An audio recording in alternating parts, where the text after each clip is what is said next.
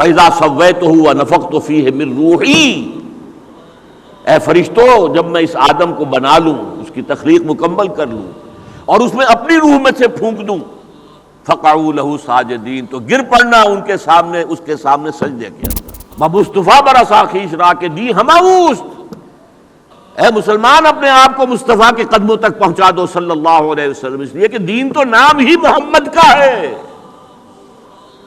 دی ہماوست، اگر بے او نہ رسیدی تمام بولا حدیث، اگر ان تک نہ پہنچو تو موحد بن جاؤ، بڑے اچھے آدمی بن جاؤ، بڑی چیریٹی کے ادارے قائم کر دو، بڑے فاؤنڈیشن قائم کر دو، کینسر کا ہسپتال بنا دو، فلاں کر دو فلاں کر دو، زیرو ہے۔ اگر محمد کے قدموں میں نہیں ہو تو کوئی عمل آپ کا جو ہے اللہ کے یہاں مقبول۔ بندے تو ہم بھی ہیں، اپنی حرص و ہوا کے بندے ہیں، اپنے مفادات کے بندے ہیں، دولت کے پجاری ہیں، کچھ اللہ کا کہنا بھی مان لیتے ہیں، تھوڑی سی جزوی بندگی اللہ کی بھی، یہ بندگی نہیں۔ ہم تو ہر وقت امید ہی میں رہتے ہیں کہ کبھی اللہ کی طرف سے معرفت کی کوئی کرن ہمارے لیے بھی جگمگا اٹھے، کوئی اللہ کا پرتو ہم پر بھی پڑ جائے۔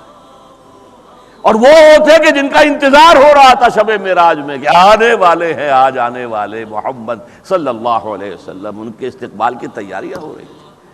ہم منتظر ہیں، وہ منتظر۔ حضور کی ذات مبارکہ اور قرآن مجید مل کر بنتے بینہ۔ اس قرآن کو ڈسکریڈٹ کرنے کی کوشش صدیوں سے ہو رہی ہے۔ اب کلکتہ ہائی کورٹ نے ورڈکٹ دے دیا تھا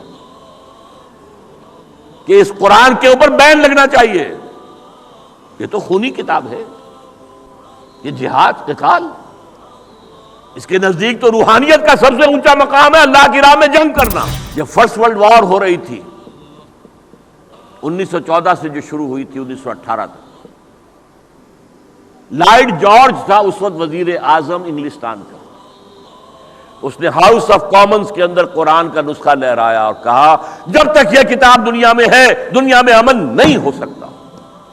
یہی آج پورا مغرب کہہ رہا ہے، بش کہہ رہا ہے، بش کے نیو کونز کہہ رہے ہیں۔ امریکیوں نے نصاب کی کتابوں سے جہاد اور قتال کی آیتیں نکلوا دی، سعودی عرب میں نکلوا دی، ہمارے ہاں نکل رہی ہیں۔ سعودی عرب میں خطبوں میں جو وہاں کے امام ہیں انہیں روک دیا گیا ہے، نہ جہاد اور قتال کی کوئی آیت بیان کرو اور نہ یہود اور نصارہ کے اوپر جو تنقید قرآن میں آئی ہے اسے بیان کرو۔ اور اگر واقعہ یہ ہے کہ اللہ نے یہ ذمہ داری نہ لی ہوتی تو جیسے یہودیوں نے تورات میں تحریف کی اور عیسائیوں نے انجیل میں، ہم بھی کبھی نہ بخشتے قرآن کو، ہم ان سے کم نہیں ہیں۔ امریکہ اپنی ٹیکنالوجی کے بل پر کھڑا ہے، صرف مغربی تہذیب صرف ٹیکنالوجی کے بل پر کھڑی ہے۔ اسی لیے اقبال نے کہا تھا دنیا کو ہے پھر مار کا روح و بدن پیش، تہذیب نے پھر اپنے درندوں کو ابھارا، اللہ کو پامر دیے مومن پہ بھروسہ، ابلیس کو یورپ کی مشینوں کا سہارا۔ یورپ میں یہودی انتہائی دبے ہوئے، پسے ہوئے، مستضعفین، قابل نفرت، شہروں سے باہر گھٹوس میں وہ رہتے تھے، انہیں اذیت پہنچاتے تھے عیسائی، اور صحیح بات تھی۔ عیسائی جسے اپنا خدا مانتے، خدا کا بیٹا مانتے، وہ کہتے وہ حرامزادہ تھا، باسٹرڈ، سن آف مین، ولد الزنا، جادوگر تھا، کافر تھا، مرتد تھا، واجب القتل تھا، اسی لیے ہم نے اسے سولی پر چڑھوایا۔ یہ دوسری بات ہے کہ اللہ نے کیا کیا اور کب انہیں اٹھایا۔ انتہائی پرسیکیوٹڈ کمیونٹی تھی، اور سب سے زیادہ شدید پرسیکیوشن اسپین میں تھی، جو بہت گہرا کیتھولک ملک ہے۔ یہی وجہ ہے کہ یہودیوں نے مسلمانوں کی مدد کی اسپین کو فتح کرنے میں۔ نتیجہ کیا نکلا کہ مسلمانوں نے انہیں سر پر بٹھایا، ان کی عزت کی، احترام کیا، تکریم کیا۔ ایک وقت میں وزیر اعظم جو ہے سلطنت ہسپانیہ کا یہودی تھا۔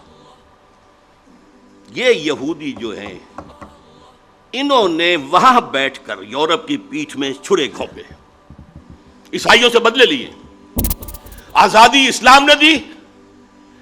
وہ جو اقبال کہتا ہر کو جا بینی جہان رنگ و بو، زاں کے از خاکش بروید آرزو، یا ز نور مصطفیٰ اورا بہاشت، یا ہنوز اندر تلاش مصطفیٰست۔ کہ یہ جو کتا ہے یہ فرق نہیں کرتا بیٹی، ماں اور بیوی کے اندر، یہ ہم کیوں کرتے؟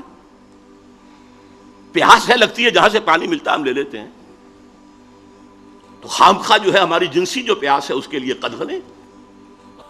اسی شہر لاہور میں ایک پروفیسر تھے تاریخ کے، عبد القادر صاحب، وہ یہ کہا کرتے تھے when I can get fresh milk from the market daily, why should I bind a cow on my door؟ میں اپنے جنسی جذبے کی تسکین جب چاہوں جہاں سے کر لوں، گائے باندھنا ضروری ہے اپنے گھر پہ؟ تو یہ بیوی گھر میں لانا ضروری ہے؟